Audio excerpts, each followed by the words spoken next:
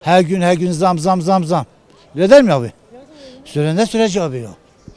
Süreci yok abi. Abi hiçbir şey yok abi. Sadece söylenti var. Söylenti var ama bir şey yoktur. Sadece söylüyorlar, başka bir şey yok. İnanmıyorum, yani sürecin net sonuçlanacağına inanmıyorum. Yani iktidarın verdiği sözlere inanmıyorum. Adım atmaları lazım yani. Bu 1,5 sene falan şu anda duruyor. Ha bugün, ha yarın, ha bugün, ha bu ay, ha bayramdan sonra, bu bayramdan sonra duruyoruz. Olsaydı zaten bayramdan önce yaparlardı bunu. Hani bayramda söylemişlerdi. Bayramda da herhangi bir şey yok. İcraat yok. Hükümete bir an önce hızlı davranması.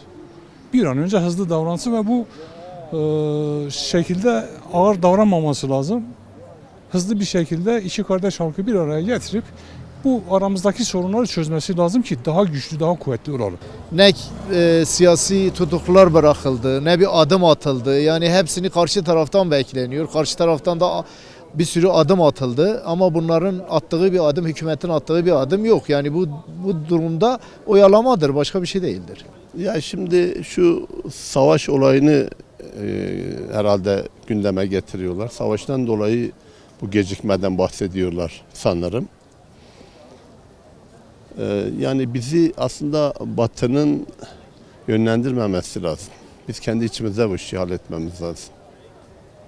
Onun için daha 100 yıl geriye gitmemiz lazım. 100 yıl gerideki yanlışları bir onarmamız lazım. Ancak o şekilde bir sonuca varabiliriz diye düşünüyorum.